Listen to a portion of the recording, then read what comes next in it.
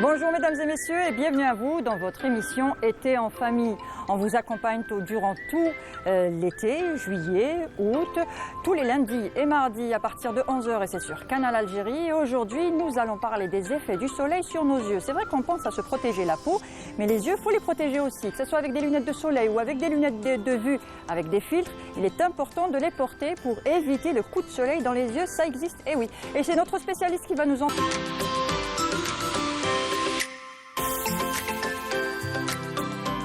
Alors on parle aujourd'hui du soleil, on parle des rayons du soleil et de nos yeux.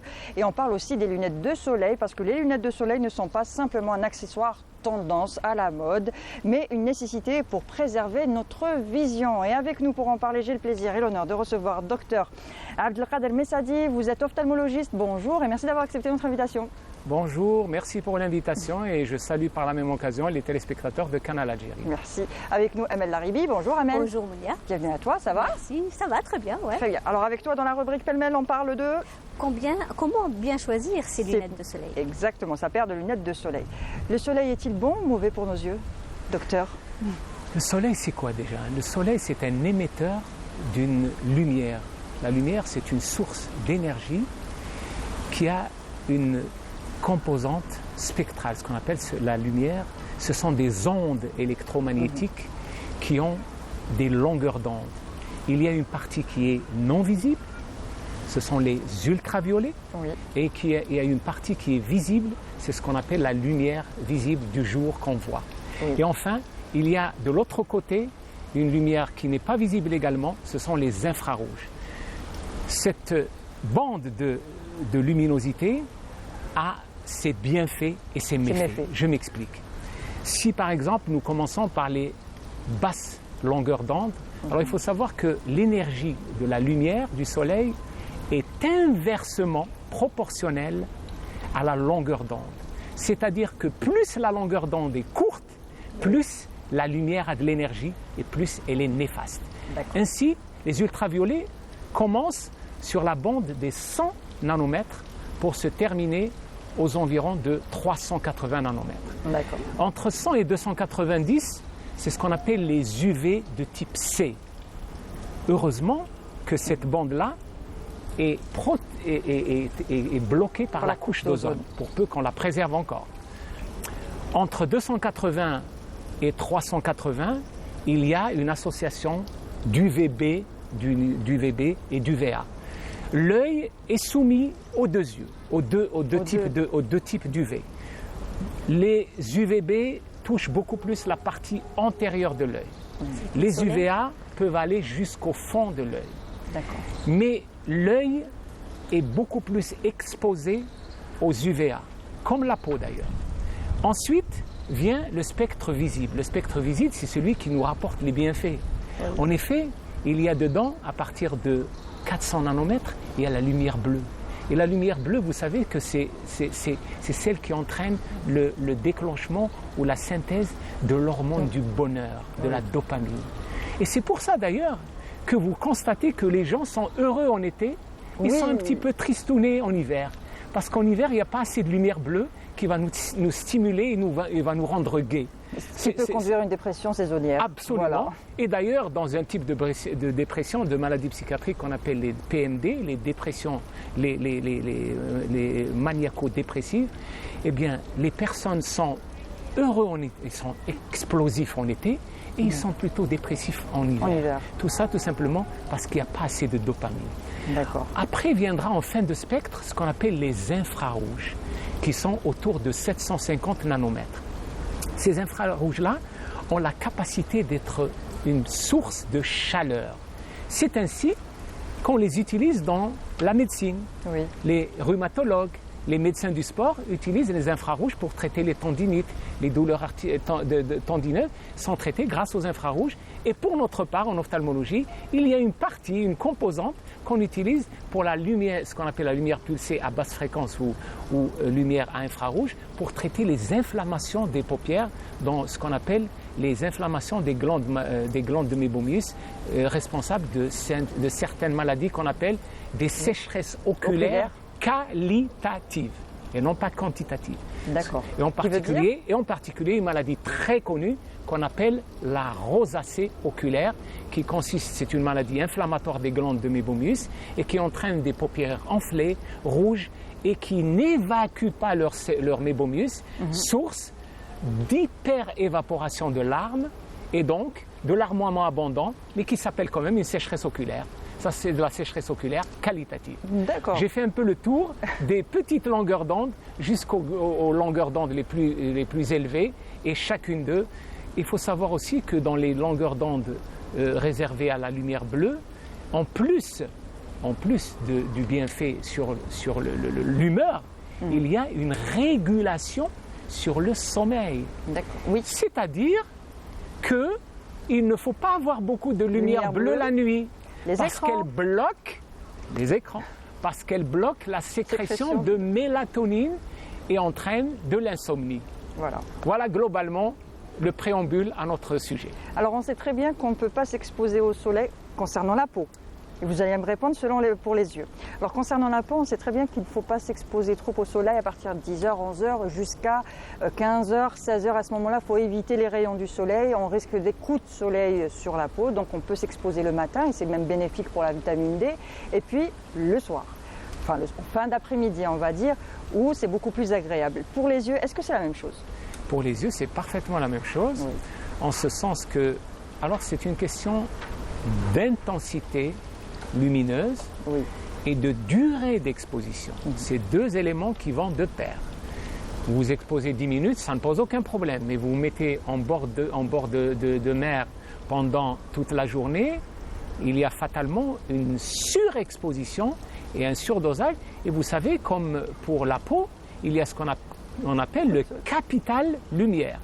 Alors si vous vous exposez pendant 8 heures au soleil, bien évidemment, vous exposez à un surdosage en UVA.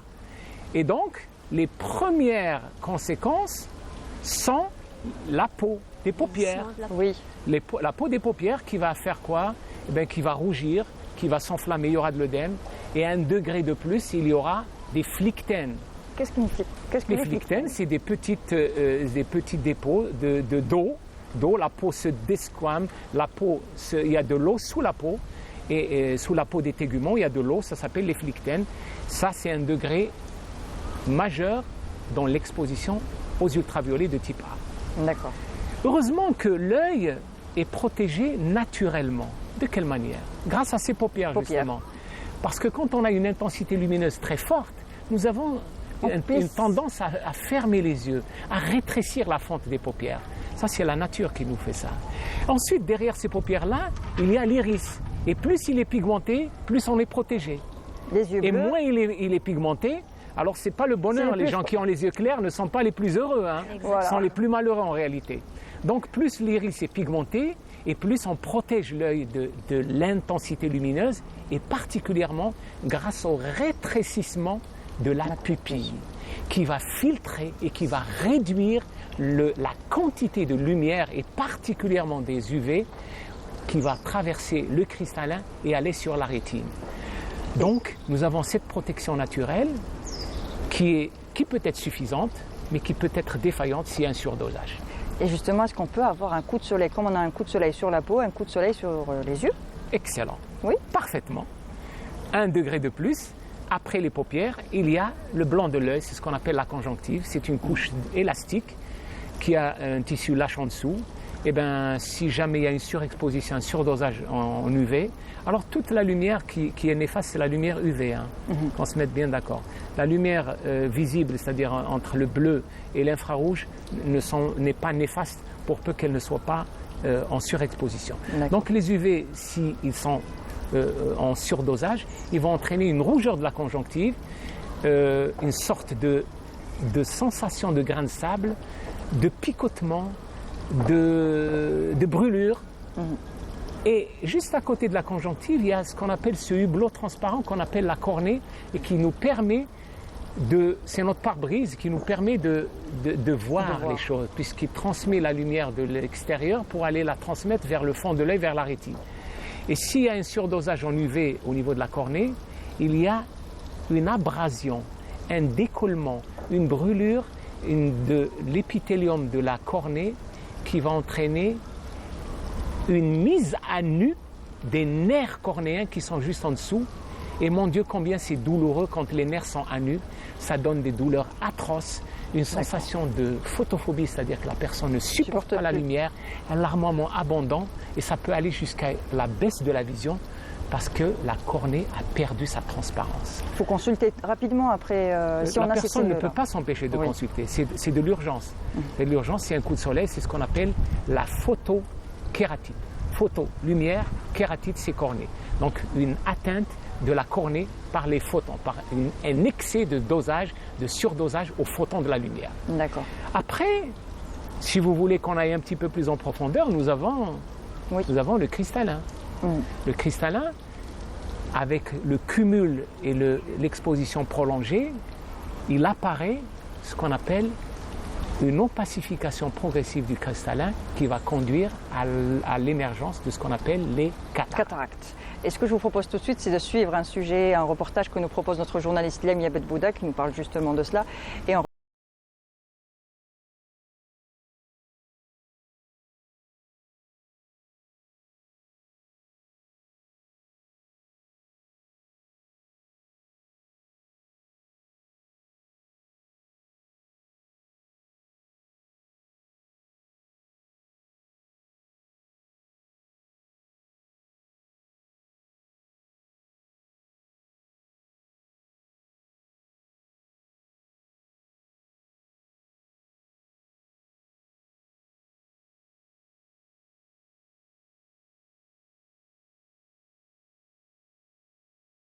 Attire, c'est le prix qui est moindre à la balak chez des professionnels, mais la qualité n'y est pas. On n'est pas vraiment obligé d'acheter des paires de lunettes excessivement chères. Les 100 000 dinars par exemple, on peut trouver des lunettes avec une bonne protection UV, avec tout ce qu'il faut pour les yeux, à des prix à 7 000, 8 000 dinars. Donc c'est avant tout utilitaire, donc c'est pour protéger les yeux. Et après, si vous voulez par exemple d'autres marques, d'autres gammes, vous pouvez vous permettre, mais avant tout, il faut bien prendre la paire de lunettes, les sûres, elle va vous protéger. De fausses lunettes copiées sur de véritables marques peuvent entraîner des lésions, souvent irréversibles de l'organe oculaire. Très souvent, les verres ne sont que teintés et n'offrent aucune protection, ce qui présente un réel danger, et les opticiens alertent sur ces contrefaçons. Il faut toujours côtoyer les professionnels, les acheter comme surtout les lunettes, vu que les yeux, c'est des choses très importantes et il faut les préserver. C'est très dangereux d'acheter des lunettes des gens qui ne sont pas professionnels. Et il faut surtout les acheter chez les opticiens. À l'âge, parce que les verres qui sont chez les opticiens, c'est des verres traités et on garantit la qualité et la sécurité. À l'âge, il ne faut pas acheter, par exemple, des endroits liés chez un opticien, parce que les verres taham, c'est des verres qui ne sont pas traités. C'est-à-dire, l'insan qui a des lunettes solaires, la pupille, elle se dilate pour capter plus de lumière. Et quand on porte des lunettes qui ne sont pas traitées, surtout les solaires, là, on va tout percevoir. Les rayons, ils vont entrer l'intérieur et il n'y aura aucune protection. Lorsque vous choisissez des lunettes de soleil, tenez compte du label de protection UV garantissant une protection optimale contre les UV nocifs. Et pensez surtout à protéger bébés et enfants en achetant des lunettes de soleil aux normes. Alors, le reportage, c'était sur les lunettes et les contrefaçons, justement. Et pour se protéger, pour éviter le coup de soleil, les lunettes, la meilleure des solutions. Lunettes de vue ou de soleil ou les deux? Lunettes dans le sens le plus large du mot. J'avais parlé, même si j'ai un petit peu abusé de terminologie scientifique, mais malheureusement, on ne peut pas s'en passer puisque on doit parler des longueurs d'onde qui sont néfastes et les longueurs d'onde les néfastes sont celles des ultraviolets. Alors si on veut se protéger, on ne doit pas se protéger de la lumière bénéfique, c'est-à-dire la lumière bleue dans un spectre bénéfique doit être sauvegardée. À quel moment justement se produit justement cette lumière bleue, on peut y être exposé à quel moment de la journée? À tout moment de la journée. La lumière du soleil présente de la lumière bleue. Il y a une partie qui est à longueur courte, en longueur d'onde courte, et une partie un peu plus haute qui est à longueur d'onde un peu plus élevée, qui est bénéfique. On protège beaucoup plus de celle qui se rapproche des ultraviolets. Et donc les lunettes, que ce soit les lunettes de soleil pour une personne qui voit très bien et qui n'a pas besoin d'être corrigée du point de vue de la vision, il va porter des verres neutres, c'est-à-dire qui n'ont aucune puissance, mais qui vont être munis d'un filtre de protection contre les UV. C'est ce qu'on appelle les filtres UV 400. 400 parce que la longueur d'onde des ultraviolets tourne autour de 400 nanomètres. Maintenant, si la personne a en même temps un problème visuel, il est myope, hypermétrope, astigmatique, donc il a besoin d'une lunette de correction, on peut associer les deux. C'est-à-dire qu'on va prendre une lunette de vision sur laquelle on va mettre un filtre de protection contre les UV. Mais est-ce que les lunettes de vue sans justement sans la couleur sans la couleur suffisent largement à nous protéger tout simplement? C'est très bien, vous avez parlé d'un sujet très très intéressant qui me permet de préciser quelque chose. Couleur ne signifie pas protection. On peut avoir un vert foncé qui ne protège pas. Oui. Un vert foncé, bien au contraire. Un vert foncé qui n'est pas muni d'un filtre de protection contre les UV est plus dangereux qu'un vert clair. Je m'explique. Quand on met un vert foncé devant l'œil, l'iris qui est derrière s'élargit, la pupille s'élargit et laisse passer une quantité de lumière beaucoup plus importante et expose la rétine beaucoup plus aux dommages des ultraviolets. Voilà. Par contre, on peut avoir un verre complètement transparent, mais s'il est muni d'un filtre anti-UV, il va protéger beaucoup plus le segment antérieur de l'œil ou bien la rétine contre les UV plutôt que le verre qui est foncé. Ça mérite d'être clair pour le téléspectateur. D'accord. Et pour les enfants, des lunettes de vue, des lunettes de soleil aussi? Alors les enfants, vous me permettez de parler d'une anecdote que je constate au bord de la mer. Je vois des couples qui s'allongent à bronzer au soleil avec des lunettes de soleil, alors que les petits à côté d'eux ne sont pas protégés, ils jouent dans le sable sans protection. Ça, c'est tout à fait aberrant et illogique. Et c'est plutôt l'inverse qui devrait se passer. Parce que l'œil de l'enfant est un organe en pleine maturation. Et l'œil en maturation, particulièrement tout ce qui est partie antérieure de l'œil est cristallin, est beaucoup plus fragile en matière de protection. Donc il subit les dommages de plein fouet beaucoup plus qu'un adulte.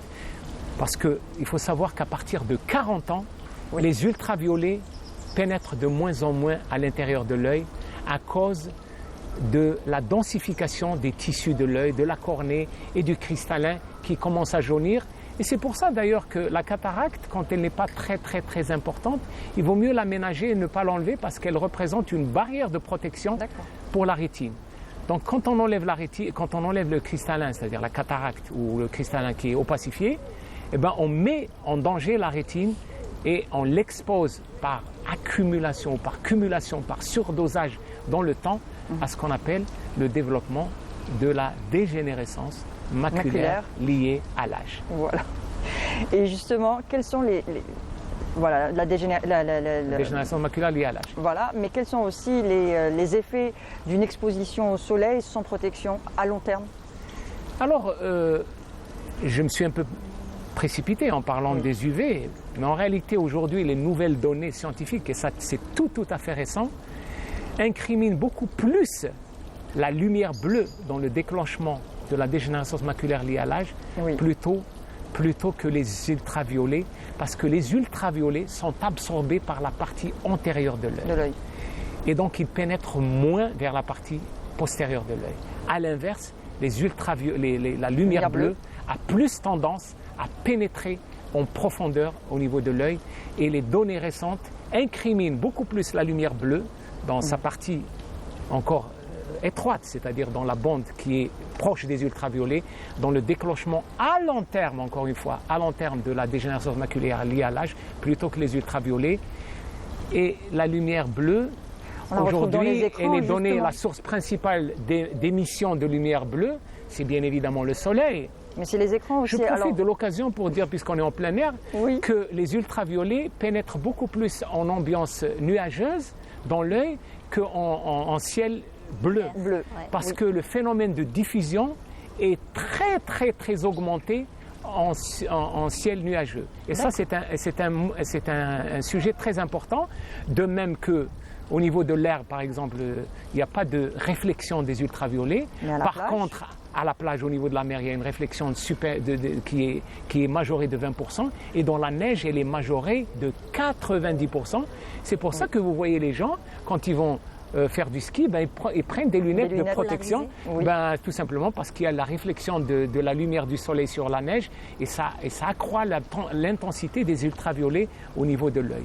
Donc voilà un petit peu, j'ai parlé de beaucoup de choses en même temps. Mais... Alors ça veut dire que s'exposer à la lumière bleue, donc s'exposer aux écrans, de ce qu'on fait de plus en plus, on est plus à risque d'avoir une DMLA si on est tout le temps figé face à son écran, tablette, téléphone. Excellent. Oui. Effectivement, la lumière bleue est plus présente, on va dire, dans la lumière du soleil. Mais aujourd'hui, avec l'ère des technologies nouvelles, des nouvelles générations d'ordinateurs, de tablettes, de téléphones portables, et ce qu'on appelle l'accoutumance, on va dire ça, l'accoutumance des jeunes et des moins jeunes aux ordinateurs et aux appareils électroniques, fait que ces appareils dégagent une lumière bleue qui, malheureusement, par effet de cumulation, expose la rétine à des dangers qui sont sans équivoque et qui sont évidents et qui sont prouvés scientifiquement. Très bien. Alors, comment choisir sa lunette de soleil? Comment choisir sa lunette de soleil? On va en parler avec elle. Je vais vous donner quelques conseils pour bien choisir vos lunettes de soleil. Tout d'abord, choisissez vos lunettes de soleil qui bloquent 99 à 100% des rayons UVA et UVB, comme il l'a dit tout à l'heure. Les lunettes de soleil plus foncées n'offrent pas une meilleure protection contre les UV. Donc, envisagez des montures de lunettes plus grandes pour une meilleure protection des yeux. Également, vérifiez s'il y a des imperfections, des déformations. Et assurez-vous que les deux verres des lunettes de soleil sont de la même couleur. Également aussi, la couleur des verres est importante. Les verres d'une teinte grise réduisent l'intensité de la lumière tout en donnant la vision la plus naturelle des couleurs. Les verres bruns, les verres bruns peuvent améliorer le contraste et la perception de la profondeur. Et enfin, envisagez des verres polarisés qui filtrent les reflets de la lumière, ce qui est utilisé dans la situation de fort éblouissement comme la conduite en automobile et l'activité en neige et l'activité nautique. Très bien. Voilà. Merci Amel. Un dernier conseil, docteur, par rapport aux lunettes de soleil? Par rapport aux dernières lunettes de soleil, on va parler un peu de l'avenir. Oui. Les nouvelles lunettes intelligentes, on appelle ça. C'est encore au stade de recherche.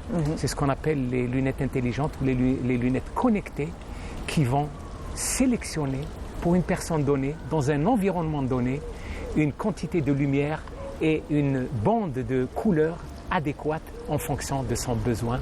Mais ça, ce n'est pas pour demain. Oui. Mais ce qu'il y a aujourd'hui, c'est les verres transition.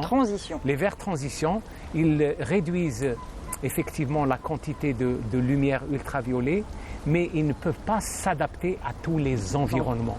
Et c'est ça peut-être leur défaillance. Très bien. Merci, docteur Abdelkader Messadi. Vous êtes ophtalmologiste. Merci pour tous les conseils que vous nous avez donnés aujourd'hui, toutes les informations très utiles. Merci encore une fois. Merci pour votre invitation. Merci Amel. Mounia, ça fait un plaisir comme toujours. Un plaisir partagé comme à chaque fois. On se retrouve pour la prochaine. Inch'Allah. Ça marche. Merci à vous de nous avoir suivis jusque-là. Je vous souhaite une bonne journée avec le reste des programmes de la chaîne. Au revoir.